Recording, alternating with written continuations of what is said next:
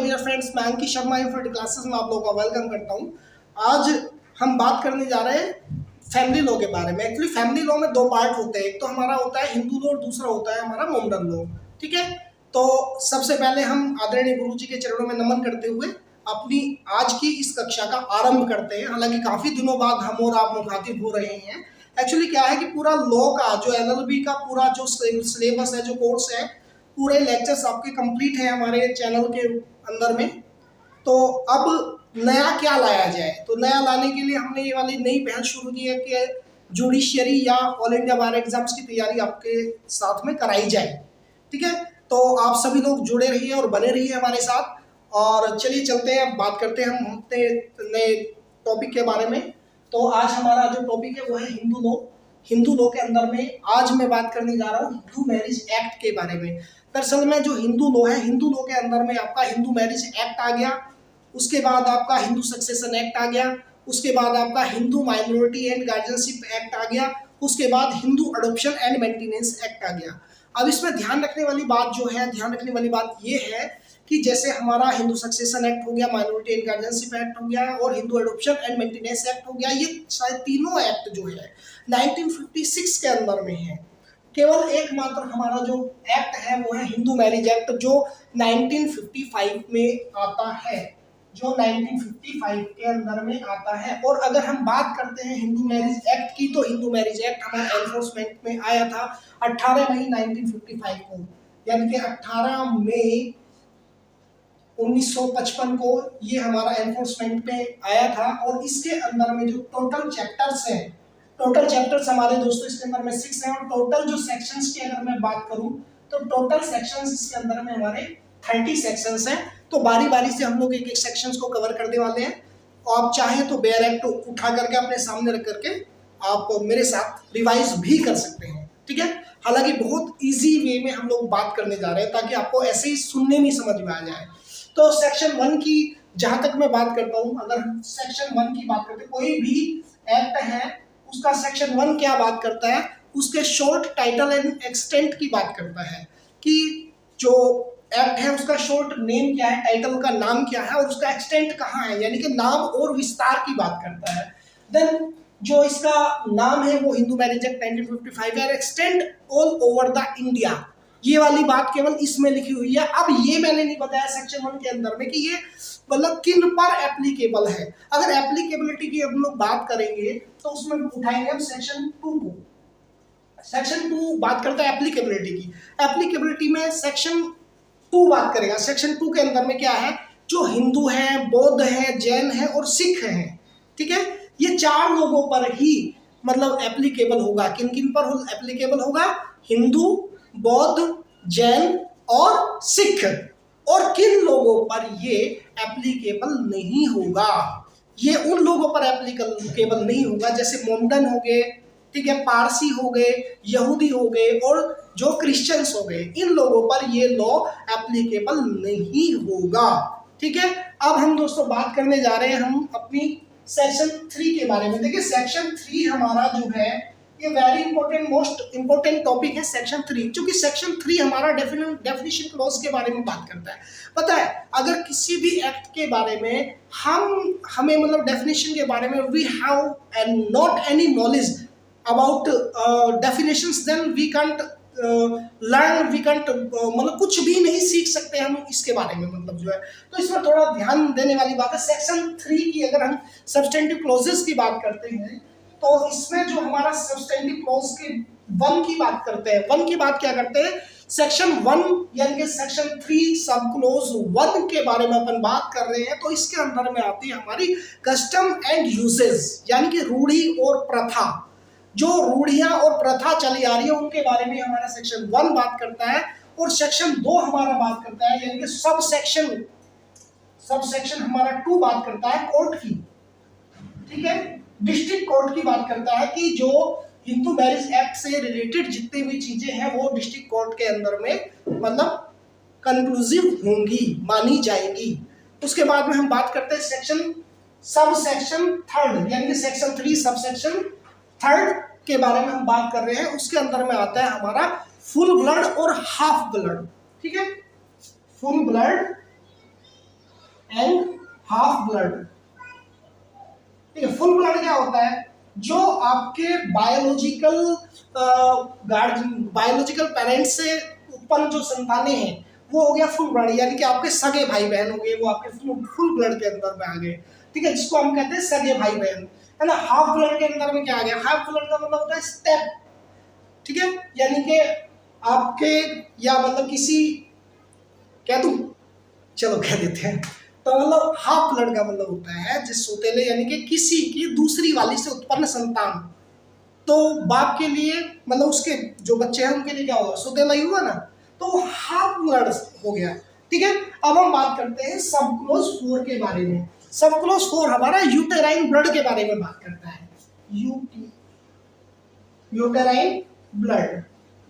ठीक है, uterine blood का मतलब क्या होता है कि यूटेराइन ब्लड से मतलब होता है कि यूटेराइन मतलब यूट्रस यानी कि कोख से, यानी कि जो बच्चा कोख से उत्पन्न हो रहा है।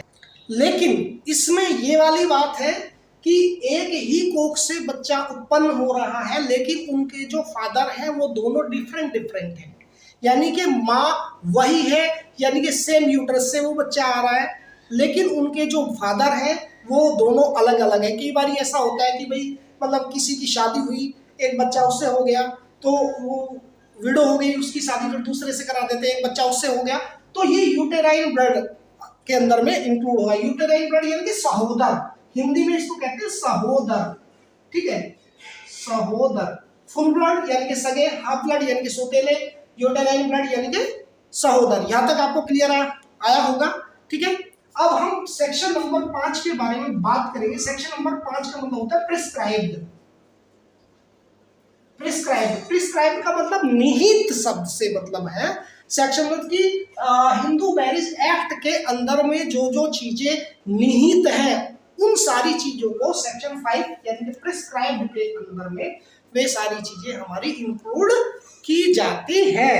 अब हम सेक्शन 6 के बारे में बात करने जा रहे हैं, क्योंकि जो सेक्शन 6 सेक्शन का मतलब सब सेक्शन यहाँ पे बोलेंगे, क्योंकि सेक्शन 3 में यहाँ पे लिख चुका हूँ, और ये जितने भी चलेंगे इसके सब्सटेंटिव क्लॉजेज है, क्योंकि मेन क्लॉज हमारी सेक्शन 3 है, सब्सटेंटिव क्लॉज हमारी ये हो गई 1 2 3 4 5। अब हम बात करें सब सेक्शन यानी कि क्लॉज 6 के बारे में। ठीक है, जो क्लॉज 6 है, क्लॉज 6 हमारी बात करती है किसके बारे में? सपिंडा, सपिंडाज। अब जो सपिंड है ये क्या होता है कि जैसे कोई क्वेश्चन ये आया था, कई बार आया हुआ है ये वाला क्वेश्चन कि मतलब कौन कौन रिश्ते नाते जो है वो सपिंड होते हैं। ये जो सपिंड है, अगर हम बात करेंगे, दो चीजें होती है सपिंड में, एक तो मेल होता है, आगे इसके बारे में डिटेल में पढ़ेंगे, एक होता है फीमेल। ठीक है, यानी कि मेल की जो जनरेशन है वो 5 पीढ़ी और फीमेल की जो जनरेशन है वो 3 पीढ़ी। ठीक है, अब जैसे यहाँ पे ये मान के चलो कि ये इसकी एक ये बच्चा हुआ, एक ये बच्चा हुआ, इसके ये मान लो, दिख रहा है? नहीं दिख रहा। तो ये ले लो, यहाँ से एक इसके ये बच्चा हुआ, एक इसके ये बच्चा हुआ, ये इसके ये बच्चा हुआ, ये इसके बच्चा हुआ, ये इसके बच्चा हुआ, ये इसके हुआ।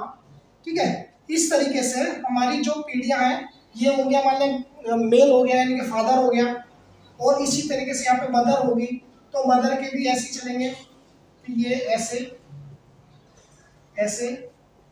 ठीक है, क्या इनके बच्चे की इसके बच्चे से यानी कि हस्बैंड वाइफ है ये, इनके बच्चे से शादी हो जाएगी? बिल्कुल नहीं होगी। यानी कि जो सपिंड विवाह है हमारे जो हिंदू मैरिज एक्ट है उसमें ये वर्जित माने गए हैं। चलिए मैं इसको रफ कर देता हूँ। ठीक है, तो सपिंडास तक यानी कि सेक्शन 3 की सब क्लोज 6 तक हमने सपिंडास तक क्लियर किया। अब हमारी एक लास्ट हमारी सब क्लोज बची है, इसके अंदर में सब क्लोज यानी कि सेक्शन 3 एंड सब क्लोज हमारी होगी 7, जो हमारी बात करती है डिग्रीज ऑफ प्रोहिबिटेड रिलेशनशिप्स। ठीक है, किसकी बात करती है? डिग्रीज ऑफ प्रोहिबिटेड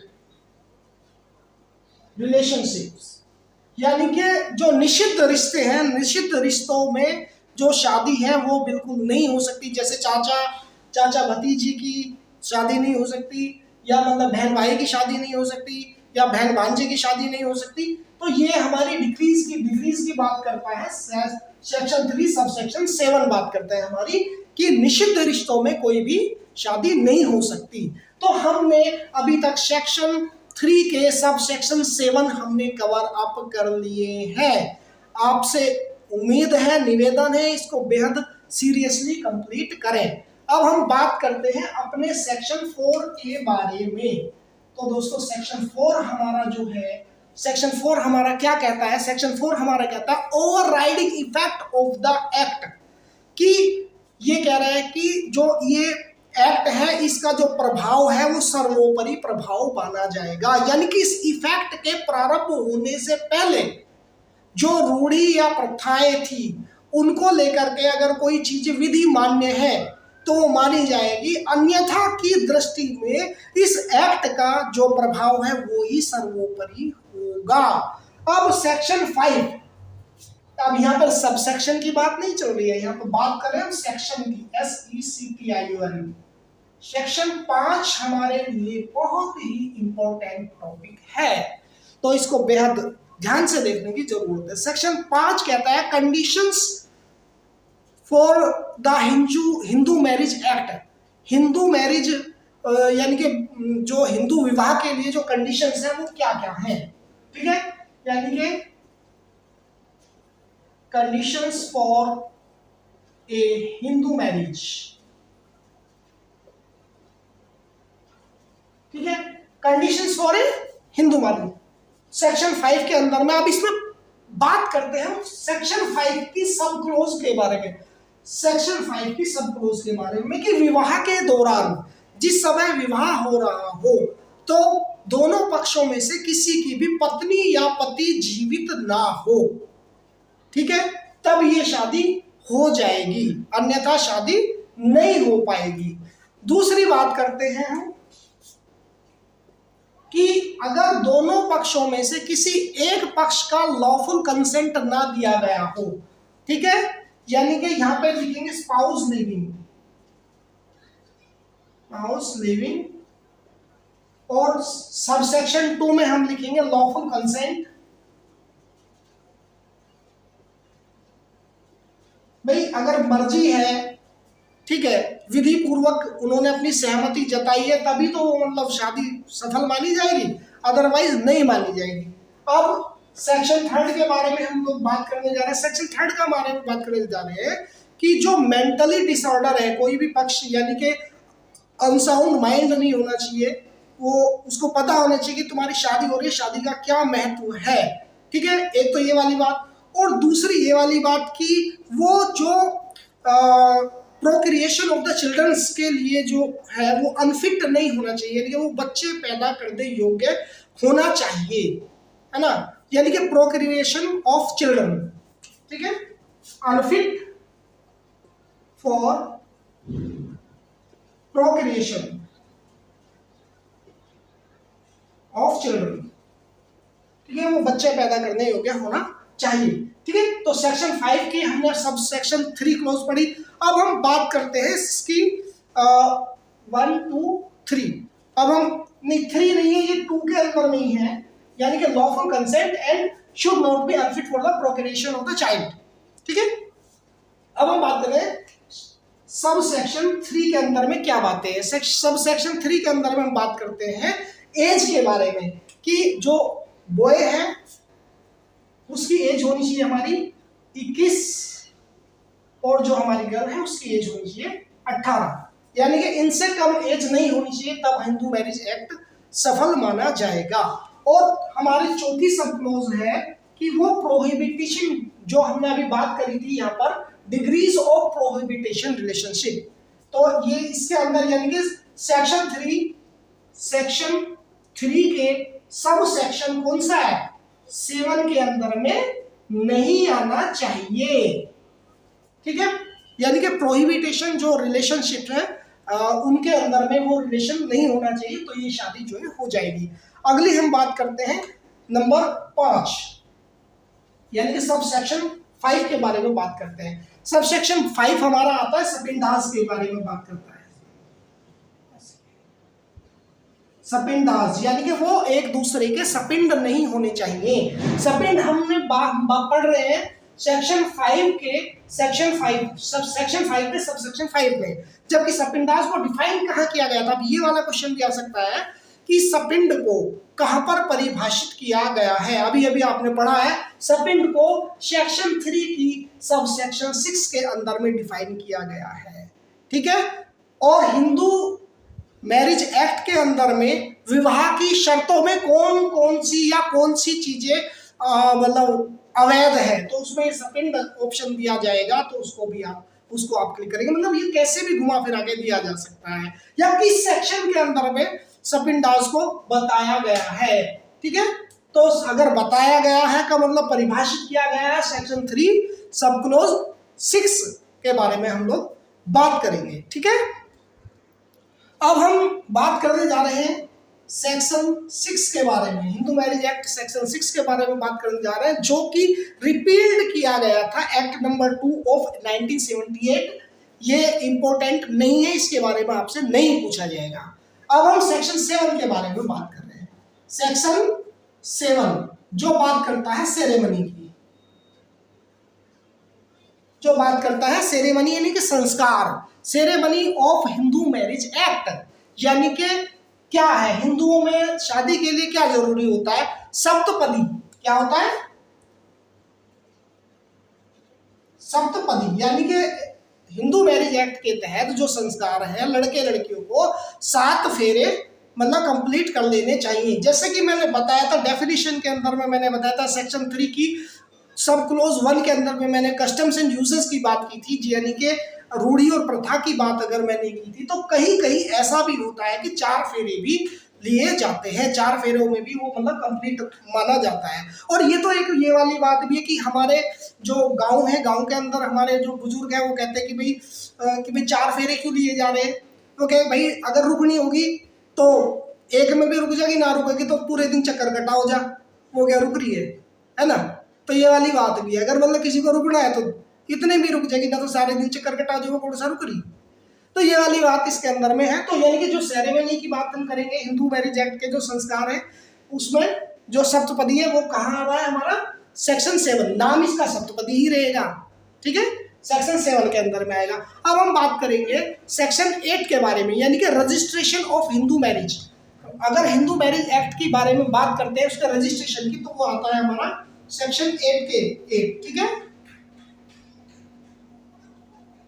रजिस्ट्रेशन यानी कि हिंदू मैरिज एक्ट का रजिस्ट्रेशन जो है वो कराना अनिवार्य है या नहीं है, ठीक है।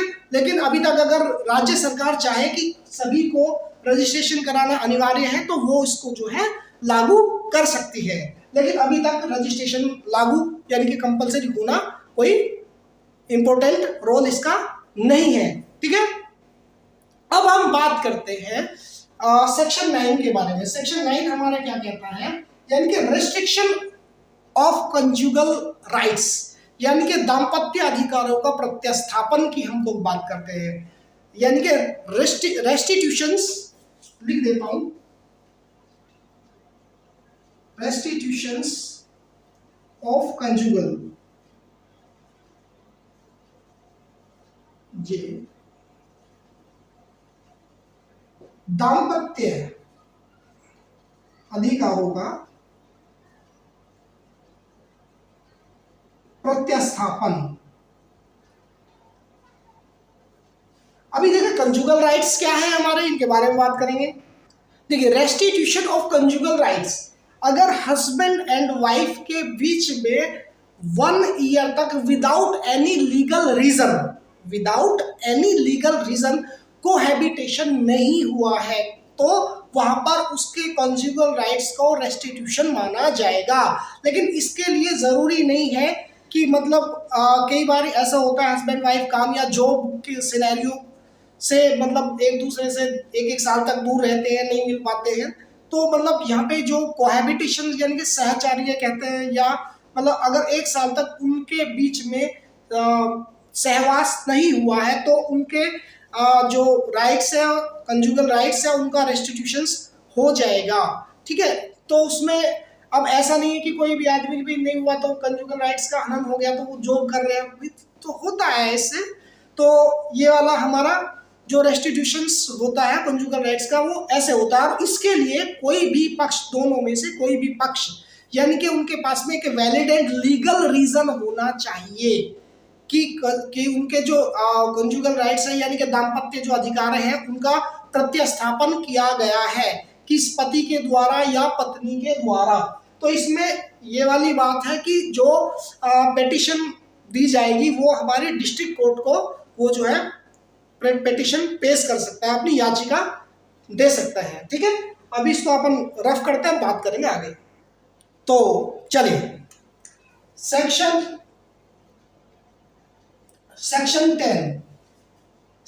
10 की हम बात करते हैं। जो हमारा सेक्शन 10 है, सेक्शन 10 बात करता है जुडिशियल सेपरेशन के बारे में। किसके बारे में बात करता है? जुडिशियल सेपरेशन, यानी कि न्यायिक पृथक्कीकरण के बारे में बात करता है।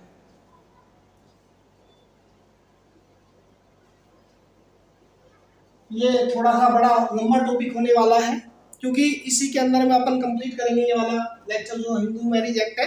बाकी मतलब हर एक एक्ट की अलग से वीडियो हम लोग तैयार करेंगे।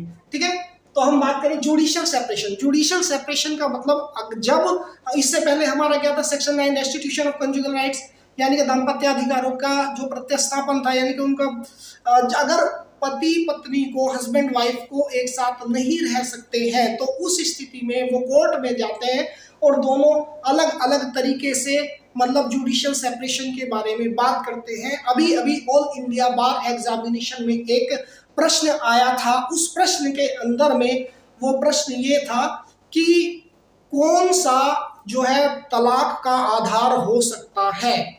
तो उसमें ऑप्शन दिए गए थे, एक तो दिया गया था कि न्यायिक पृथक्कीकरण, और एक दिया गया था कि सेक्शन 13 क्लोज 1।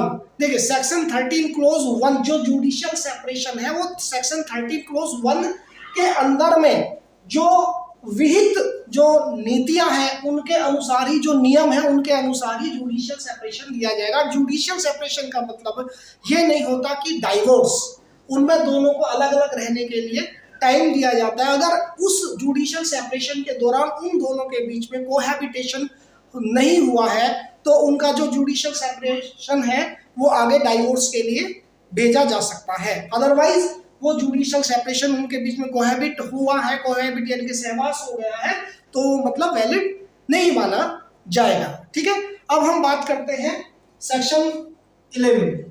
सेक्शन 11 और सेक्शन 12 दोनों को साथ में लेके चलते हैं। सेक्शन 11 का मतलब हमारा होता है वॉइड मैरिज, वॉइड मैरिज, और सेक्शन 12 का मतलब होता है वॉइडेबल मैरिज। तो वॉइड मैरिज और वॉइडेबल मैरिज क्या है? वॉइड मैरिज जो होती है हमारी वो एब इनिशियो वॉइड होती है। एब इनिशियो मैक्सिम है। एब इनिशियो का मतलब होता है कि प्रारंभ से ही, पूर्व से ही वो शून्य मानी जाती है। ठीक है, यानी कि शून्य मैरिज कौन कौन सी होंगी? जब, जैसे कि हमने बताया था, जब वो या तो हमारी फुल ब्लड या हाफ ब्लड या यूटेनरी ब्लड, ठीक है, या सपिंडाज, या हमारा वो होगा प्रोहिबिटेशन डिक्री के अंदर में।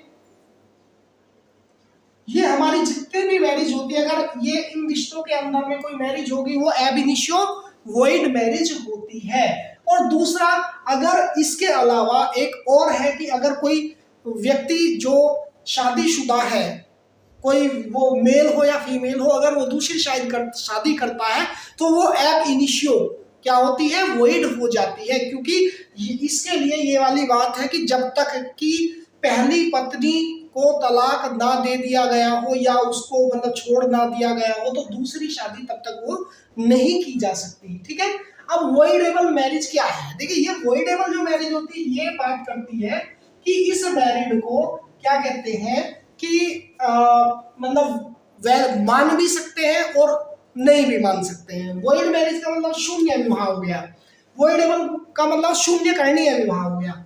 ये शून्य और ये शून्य करनी है कि भाई चलो इसको मान लेते हैं या इसको नहीं मान लेते हैं, ठीक है। जैसे कभी कभी क्या कहते हैं, सपिंडास जो विवाह है उसमें कुछ रूढ़ीज जो कस्टम्स एंड यूजेस के आधार पर उसको जो है एक्सेप्ट भी कर लेते हैं, मतलब वो उनके ऊपर डिपेंड करता है कि हमने मानना है या नहीं मानना है। तो हमने अभी कंप्लीट किया सेक्शन 11 और सेक्शन 12, तो दोनों चीजें हमारी कंप्लीट हो गई कि शून्य विवाह कौन सा होता है, शून्य करनीय विवाह कौन सा होता है, जो मतलब मान लिया जाता है, लेकिन वो ये जो रिलेशंस है इनमें नहीं होना चाहिए। अब यहाँ पर एक बात और है जो शून्य विवाह है, चलो इसके बारे में आगे डिटेल में बात करेंगे। शून्य विवाह से उत्पन्न बच्चों के बारे में अलग में बात कर रहा था, आगे आएगा वो वाला टॉपिक, वहां बात करेंगे सेक्शंस के साथ में। चलिए अब बात करेंगे सेक्शन 13 के बारे में, हम बात करेंगे सेक्शन 13A की बात कर रहे हैं, है ना। सेक्शन 13A का मतलब वैसे तो होता है वन साइडेड डाइवोर्स, और सेक्शन 13B का मतलब होता है कि डाइवोर्स बाय म्यूचुअल कंसेंट, यानी कि दोनों की मर्जी से कोर्ट के समक्ष तलाक ले लेना, और यहाँ पर एक मतलब एक तरह से तलाक ले लेना। अब सेक्शन 13A के अंदर में भी हम बात करेंगे सेक्शन 13A क्लोज 1 के बारे में बात करेंगे, जो वन साइडेड डाइवोर्स के बारे में बात करता है। इसके डाइवोर्स के लिए जो हमारे ग्राउंड होने चाहिए वो क्या होने चाहिए, जो सेक्शन 13A के अंदर में जो डाइवोर्स के जो ग्राउंड्स है वो हमारे क्या होने चाहिए कि एक तो होने चाहिए नो कोहिबिटेशन, कि हस्बैंड वाइफ के बीच में कोहिबिटेशन नहीं किया गया है। दूसरा, उसके जो कंजुगल राइट्स है उनको जो रेस्ट्रिक्शन किया गया है।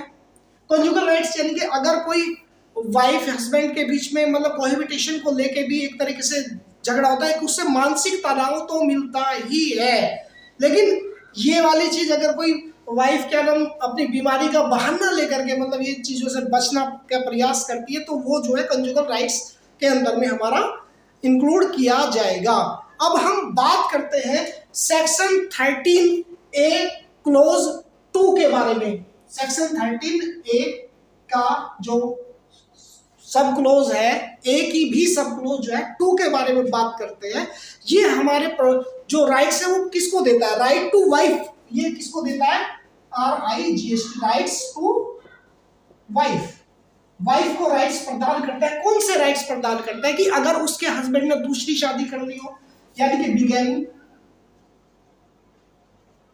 ठीक है, पहली बात है, यानी कि इसका भी चाहो तो सब क्लोज आप बना सकते हो, ये बिल्कुल सीरियसली टॉपिक वाइज ही चल रहा है, सेक्शन वाइज चल रहा है। बिगैमी, अगर किसी के पति ने दूसरी शादी कर ली, यहाँ पर वुमेन को, वाइफ को ही राइट है कि उसके पति ने दूसरी शादी कर ली, तो पत्नी के लिए ये ग्राउंड बनता है डाइवोर्स के लिए कि वो उससे तलाक ले सकती है, ठीक है।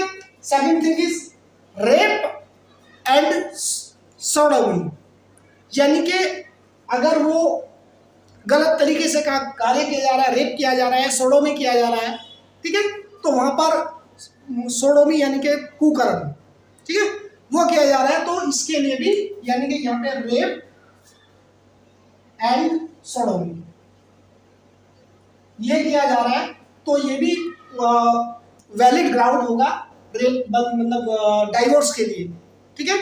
अब हम बात करेंगे तीसरी कि मेंटेनेंस प्लस कोहैबिट, यानी कि अगर तीसरी बात करते हैं मेंटेनेंस एंड कोहैबिट, यानी कि अगर कोई पति अपनी पत्नी का जो खर्चा है या उसका पालन पोषण नहीं कर पा रहा है या मतलब कोहैबिट नहीं हो पा रही है, तो यहाँ पर ये भी एक वैलिड ग्राउंड बनेगा वाइफ के लिए कि वो डाइवोर्स का वैलिड ग्राउंड बनता है कि उसके, क्योंकि एक दायित्व बनता है हर एक पति का कि अपनी पत्नी के जो खर्चे हैं उनका निर्वहन करे और अपना जो कर्तव्य है उनका पूर्ण करे। और अगली बात हम अगर करेंगे, फोर्थ बात करते हैं एज की। अगर कोई जो लड़की है जिसकी शादी हो जाती है 15 की उम्र में, ठीक है, अगर किसी लड़की की शादी 15 साल की एज में की जाती है और वो जो है 18 साल की होने पर, क्योंकि वो ये कह सकती है उस समय मुझे शादी का मतलब ही नहीं पता था, और वो जब 18 साल की हो जाती है तो उस समय वो शादी को जो है मतलब खत्म कर सकती है, कैंसिल कर सकती है। तो ये सारी चीजें जो है राइट्स टू वुमेन जो प्रोवाइड कराए गए हैं, राइट्स टू वाइफ है कि जो हमारे बात करी गई है सेक्शन 13A क्लॉज 2 के बारे में, ठीक है। तो ये जो डाइवोर्स के वैलिड ग्राउंड से यहाँ पर ये बात की जाती है, ठीक है। हाँ, अभी ये बचा हमारा सेक्शन 13B। सेक्शन 13B क्या है? हस्बैंड वाइफ वो जानते हैं कि अब हम एक दूसरे के साथ नहीं रह सकते और वो दोनों म्यूचुअल कंसेंट के द्वारा यानी कि आपसी या पारस्परिक सहमति के से मतलब कोर्ट के पास जाते हैं और दोनों पृथक रूप से अलग अलग हो जाते हैं, ठीक है। सेक्शन 13 क्लोज बी हमारा बात करता है इसके बारे में कि divorce by the mutual consent, ठीक है। और सेक्शन 13A बात करता है one sided divorce. One sided divorce ये तो होते हैं हमारे किसके? वुमेन के राइट्स होते हैं, ठीक है। और हस्बैंड के राइट्स क्या होते हैं? हस्बैंड का राइट्स होता है कोहैबिटेशन और कंजुगल राइट्स फॉर 1 ईयर, कि 1 साल तक उनके बीच में कुछ ना हुआ हो। ये हमारा दोनों यानी कि सेक्शन 13 पूरा हमने यहाँ पर कंप्लीट कर लिया है। अब हम बात करेंगे आगे। चले अब हम बात करते हैं सेक्शन 14 के बारे में। Hindu marriage act 1955 section 14। Section 14 कहता है कि no petition for the divorce to be presented within the 1 year of the marriage, यानी 1 साल के अंदर डाइवोर्स के लिए कोई भी किसी भी प्रकार की पिटिशन कोर्ट के अंदर में फाइल नहीं की जा सकेगी। क्योंकि ये वाली बात भी है कि अगर 1 साल इसलिए दिया जाता है कि अगर कोई हस्बैंड वाइफ जो है डाइवोर्स लेना चाहता है तो 1 साल का टाइम तो कम से कम उन्हें साथ में स्पेंड करना चाहिए। कि 1 साल से पहले 10 दिन 20 दिन 50 क्या 2-3 महीने में किसको क्या पता चलता है कौन कैसा है, और हस्बैंड वाइफ के बीच में किसमें झगड़े लड़ाई नहीं होते। तो इसलिए no petition can be file within a year, ठीक है। 1 साल शादी के अंदर होना जरूरी है डाइवोर्स के लिए, ठीक है। अब हम बात करेंगे सेक्शन 15 के बारे में बात करेंगे। तो सेक्शन 15 क्या कहता है? सेक्शन 15 कहता है divorce person when may marriage again, कि एक जो डाइवोर्स पर्सन है वो दोबारा से शादी कब कर सकता है। एक डाइवोर्स पर्सन दोबारा से शादी तो कर सकता है, लेकिन कब करेगा? जब या तो बाय द कोर्ट, उन्होंने क्योंकि उसमें पहले कोर्ट में अप्लाई किया है, पिटीशन डाली है, पिटीशन या तो डिक्री आ गई है, डिक्री फाइनल हो गई है, या आगे अपील की कोई गुंजाइश ना बची हो कि आगे अपील करने का अवसर जो है समाप्त हो जाता है। अगर किसी को अपील करनी है, अपील करना है तो वो 90 दिन के अंदर में, यानी कि डिक्री के 90 डेज के अंदर में वो अपील कर सकेगा। 90 डेज के बाद में हिंदू मैरिज एक्ट के अंदर में कोई भी अपील नहीं की जा सकती, ठीक है। ये हमारा सेक्शन 15 हमने पढ़ा है। अब हम बात करते हैं लेजिटिमेसी के बारे में, यानी कि सेक्शन 16। लेजिटिमेसी यानी कि धर्मजता, ठीक है, यानी legitimation of children of void and voidable marriage, यानी कि यहां पर हम बात करेंगे कि लेजिटिमेट धर्मजता के बारे में कि वॉइड मैरिज और वॉइडेबल मैरिज से उत्पन्न संतान उनका क्या रोल रहेगा, ठीक है। चले बात करते हैं कि शून्य और शून्य करणीय विवाहों से उत्पन्न संतानों के जो धर्मजता है वो क्या है। देखिए शून्य यानी कि हमने सेक्शन 11 पढ़ा था हमने शून्य, और शून्य करणीय हमने सेक्शन 12 पढ़ा था। कि जो सेक्शन 11 है, सेक्शन 11 में एब इनिशियो मैरिज या एब इनिशियो जो चिल्ड्रंस होते हैं वो उनसे सेक्शन 11 से उत्पन्न जो यानी कि जो शून्य विवाहों से उत्पन्न जो बच्चे होते हैं उनके बारे में हम बात करेंगे। फर्ज कीजिए कि अगर ये बात आपको बता दी थी कि शून्य विवाह क्या होते हैं, कि अगर कोई व्यक्ति पहले से ही विवाहित और दूसरी पत्नी से वो शादी कर लेता है वो शून्य विवाह कहलाएगा। यानी एक व्यक्ति ये हो गया शादीशुदा और इसने दूसरी पत्नी से शादी कर ली और ये इसकी फर्स्ट वाइफ है, ये सेकंड वाइफ है, तो ये वाली जो शादी है फर्स्ट वाली ये हमारी वैलिड है और दूसरी जो है ये हमारी वैलिड नहीं है। लेकिन इसमें क्या होगा, जो राइट्स होंगे, जो लीगल राइट्स होंगे फर्स्ट वाइफ के होंगे, सेकंड वाइफ के लीगल राइट्स नहीं होंगे। लेकिन सेकंड वाइफ से जो उत्पन्न संतानें हैं, जो सेकंड वाइफ से उत्पन्न जो संतान है, जो बच्चा है, उसको लीगल राइट यानी कि वो लेजिटिमेसी उसका वैलिड और लीगल माना जाएगा। अब इसमें ये वाली बात केवल ध्यान रखने योग्य है कि जो शून्यकरणीय विवाह होते हैं, शून्यकरणीय विवाह यानी कि एक शून्यकरणीय, ये वाला सेक्शन 12 के अंदर मैंने बताया था कि शून्यकरणीय विवाह होता है। शून्यकरणीय विवाह क्या होता है कि अगर कोई सॉरी अगर कोई पत्नी at the time of the marriage she was pregnant, but वो बच्चा उसके हस्बैंड से रिलेट नहीं करता है, तो इसका मतलब ये नहीं है कि वो उस बच्चे को अपनाने से मना कर दे या उसको राइट प्रदान ना करे। ठीक है, इसमें वो चाहे तो उसको राइट प्रदान कर सकता है, नाम दे सकता है, या जो भी उसको उचित लगे। ये शून्यकरणीय यानी कि सेक्शन 12 के अंदर में हमारा आ जाता है। तो सेक्शन 11 सेक्शन 12 यानी कि लेजिटिमेसी के बारे में हमने बात करी, धर्मस्थता के बारे में हमने बात करी। ठीक है, ये सेक्शन 16 की हम बात कर रहे हैं। सेक्शन के वजह से इसलिए बता दिया कि सेक्शन 11 हमारा शून्य और सेक्शन, चूंकि इन्हीं के बारे में ये घूम फिर के वापस सेक्शन 16 में आ गया है। ठीक है, क्योंकि इसमें ये भी कह सकता है कि अगर कोई प्रश्न आ रहा है कि सेक्शन 11 और सेक्शन 12 के अंतर्गत जो उत्पन्न संतानें हैं उनकी धर्मस्थता क्या होगी। ठीक है, ये वाली बात है। अब हम बात करेंगे नेक्स्ट सेक्शन के बारे में। नेक्स्ट सेक्शन है हमारा नेक्स्ट सेक्शन 17। जो सेक्शन 17 है वो कहता है पनिशमेंट ऑफ बिगैमी, यानी कि अगर कोई व्यक्ति, क्योंकि ये तो आप जानते ही हैं कि अगर कोई व्यक्ति शादीशुदा व्यक्ति किसी कोई दूसरी शादी कर लेता है तो दूसरी शादी शून्य शादी हो जाती है, लेकिन उससे उत्पन्न जो संतान है वो शून्य नहीं माना जाएगा। ठीक है, अब लेकिन क्या है कि बिगैमी में हिंदू मैरिज एक्ट के अंदर पनिशमेंट का कोई भी रूल रेगुलेशंस नहीं है। अगर उसको पनिशमेंट जाएगा तो वो आईपीसी के अंदर में जाएगा, आईपीसी सेक्शन 494 एंड 495, यानी कि जो फर्स्ट वाली वाइफ है वो केस करेगी 494 के अंदर में, और जो सेकंड वाइफ है वो केस करेगी 495 के अंदर में। क्योंकि गलत तो सेकंड वाले के साथ भी तो हुआ है भाई, अगर उसने गलत किया तो सेकंड वाले के साथ भी तो क्या सेकंड वाली कर सकती है 495 के अंदर में। ठीक है, अब हम बात करने जा रहे हैं सेक्शन 18 के बारे में, यानी कि सेक्शन 18 में वो कौन कौन सी कंडीशंस हैं जो जिनका उल्लंघन करने पर दंड या पनिशमेंट दिया जाता है। ठीक है, यानी कि punishment for contravention of certain conditions for a Hindu marriage.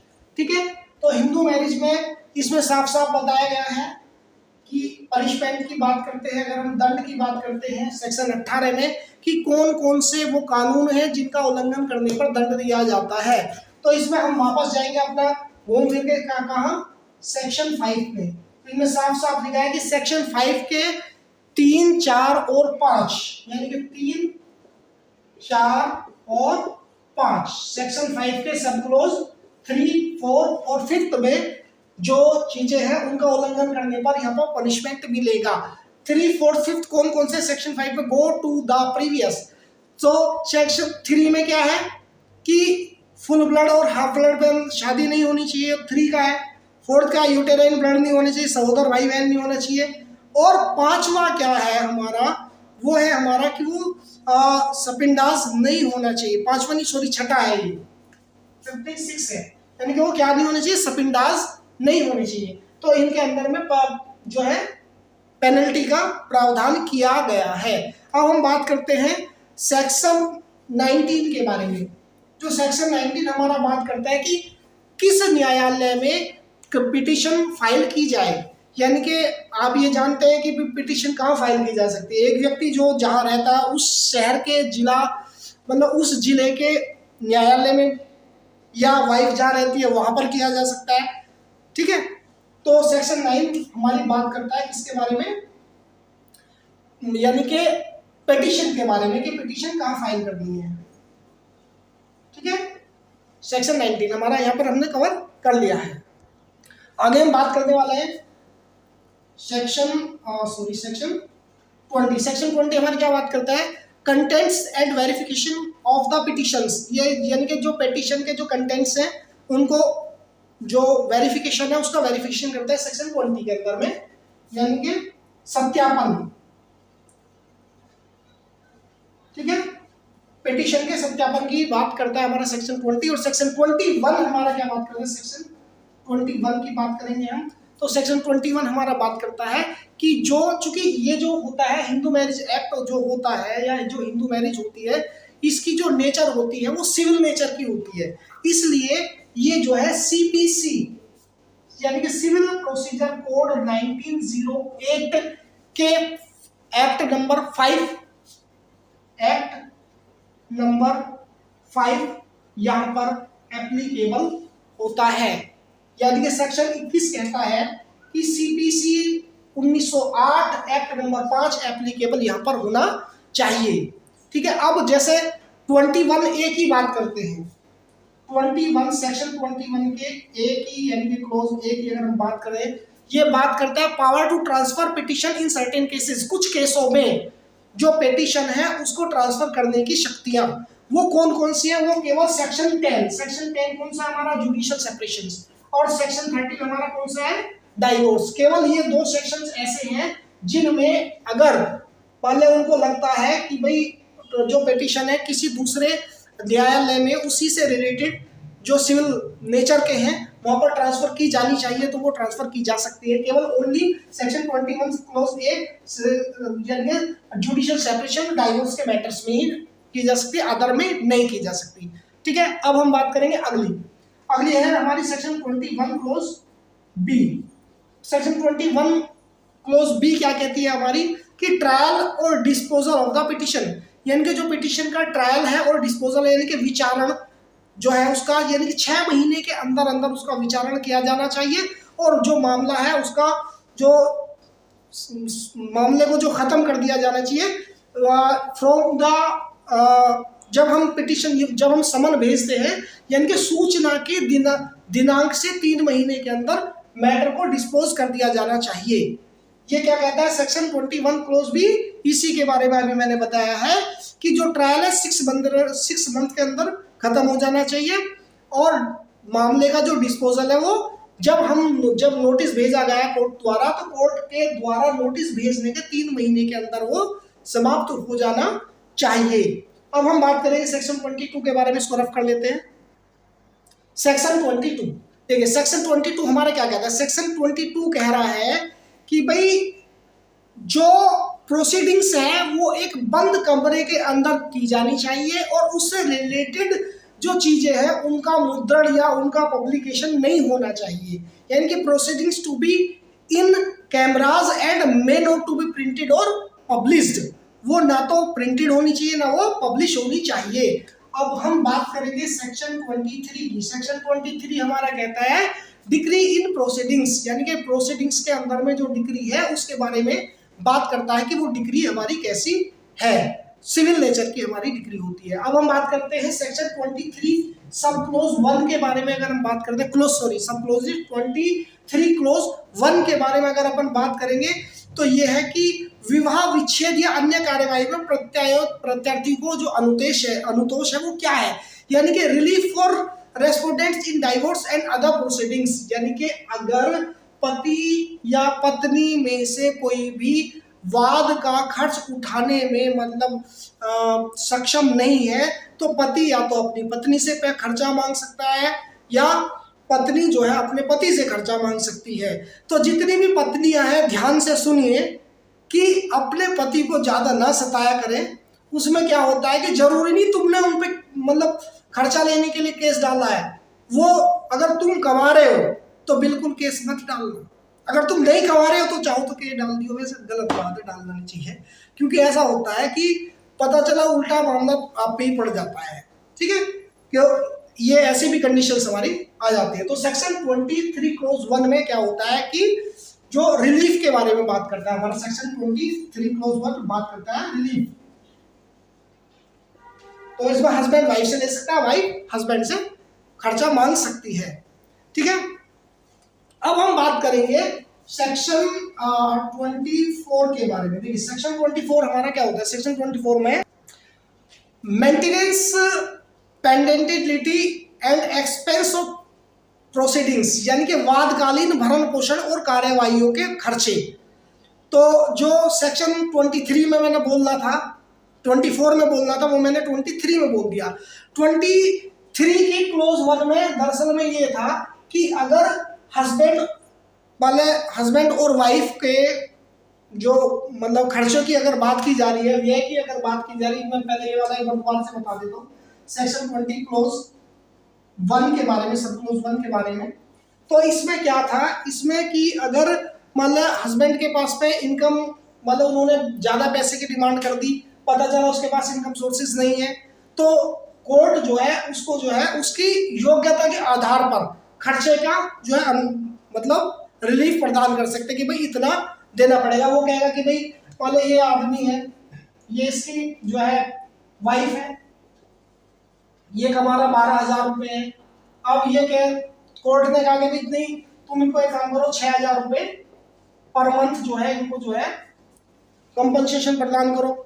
जबकि ये कह रहा है कि भाई मैं 6 नहीं दे सकता, मेरे पास में मम्मी भी है, मदर भी है, फादर भी है और ब्रदर भी है, सिस्टर भी है, तो पूरी फैमिली है, तो इनकी भी जिम्मेदारी है।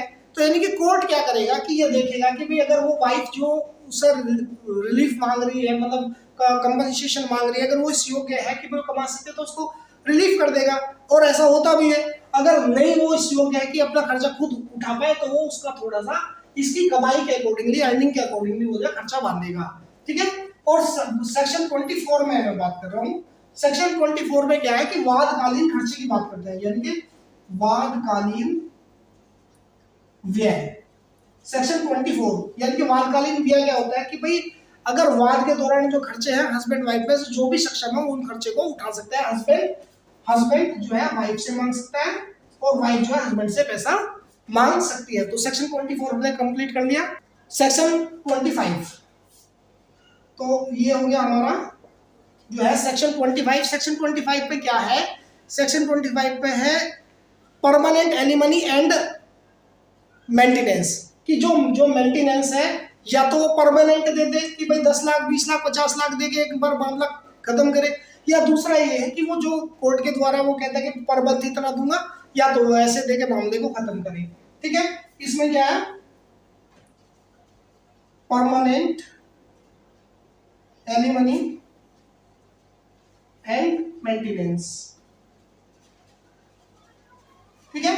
या तो 10 लाख रुपए दे, 15, जो भी है मामला खत्म करे, रफा दफा करे, मतलब अपनी अर्निंग्स के अकॉर्डिंगली वो ऐसा कर सकता है, या फिर वो मेंटेनेंस के रूप में उसको जो है भुगतान प्रदान करता रहे। ठीक है। अब बात करते हैं सेक्शन 26 के बारे में। सेक्शन 26 से हमारी बात करते हैं कस्टडी के बारे में, यानी कि जो बच्चे की जो अभिरक्षा है वो किसको मिलनी चाहिए। ठीक है। अगर बच्चा 5 साल तक का है तो 5 साल तक के बच्चे की जो अभिरक्षा है, जो कस्टडी है, वो हमेशा मदर को ही मिलेगी। कोर्ट भी ये वाली बात देखता है कि बच्चे की एजुकेशन से लेकर उसका पढ़ाई है, लिखाई है, और उसके मतलब मेडिकल एक्सपेंसेस भी हैं, कपड़े भी हैं, एजुकेशन, सारी चीजों को मिला करके कि कौन करने में सक्षम है तो उसके हक में कोर्ट जो है फैसला देता है। लेकिन अगर बात करें 9 माह से, मतलब 9 माह तक का बच्चा तो वहां रहेगा ही रहेगा। अगर किसी दशा में मतलब बच्चा 5 साल तक का है, वो हर हाल में क्या नाम जी मम्मी के पास रहेगा ही रहेगा, और तब तक उसको जो है बच्चे का सारा एक्सपेंसेस उठाना पड़ेगा। ठीक है। सेक्शन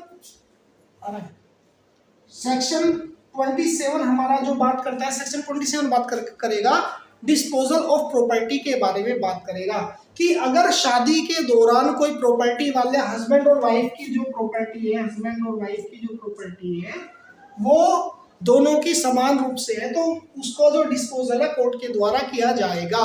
यानी कि डिस्पोजल ऑफ प्रॉपर्टी के बारे में यहाँ पर बात की जा रही है। ठीक है। अब हम बात करेंगे सेक्शन नंबर 28 के बारे में। सेक्शन नंबर 28 कहता है कि appeals from decrease and orders, यानी कि appeals from decrease and orders, कि ऑर्डर्स या डिक्री जो निर्णय है उनकी अपील जो है कब की जा सकती है, कैसे की जा सकती है। अगर हम बात करेंगे 28 क्लोज 3 है, इसकी जो सब क्लोज है वो इंपॉर्टेंट यही है कि 3 है, बाकी सब अपील के बारे में बताया गया है।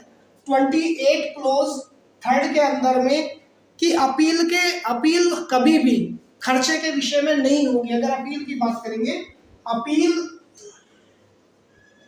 खर्चे के विषय में नहीं होगी। ये वेरी इंपॉर्टेंट है। अगर कोई न्याय निर्णय हो गया है, खर्चा बंद गया है, तो उसको घटाने या बढ़ाने से रिलेटेड जो है अपील केवल खर्चे के विषय में नहीं होगी, बाकी सब चीजों में अपील हो सकती है। और सेक्शन 28 क्लोज 4 के बारे में बात करेंगे, जो न्याय निर्णय है, जो डिक्री या ऑर्डर है, ऑर्डर के डेट से 90 डेज के अंदर में, यानी कि 90 डेज के अंदर में अपील की जा सकती है। 90 डेज से ज्यादा होने पर अपील नहीं की जाएगी। ठीक है, यहाँ पर ही हमने अपना कंप्लीट किया सेक्शन 28। तो इस प्रकार से हमारा जो हिंदू मैरिज एक्ट है, हालांकि 2 हैं, एक तो आपका बचा है सेविंग्स है, और तो सेक्शन 28A की अगर बात करते हो enforcement of decree and orders की बात करता है, इनके जो डिक्री और ऑर्डर है उनको लागू करवाना। और सेक्शन 30 जो है रिपील कर दिया गया है बाय द सेक्शन नंबर 2 और फर्स्ट शेड्यूल के अंदर में। बाकी आपका सारा हिंदू मैरिज एक्ट 1955 हमारा कंप्लीट हो चुका है।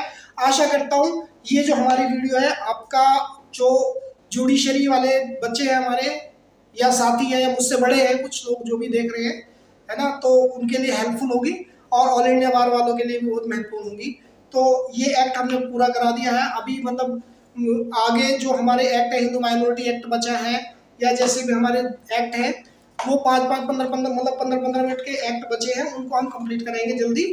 और हिंदू एडॉप्शन एक्ट है, Hindu minority and guardianship act है, 15-15 मिनट की 2 वीडियोस और लेके आएंगे। फिलहाल ये वाला कंप्लीट हमारा हो गया है, और मिलता है अगली वीडियो में। तब तक के लिए नमस्कार, जय हिंद, जय भारत।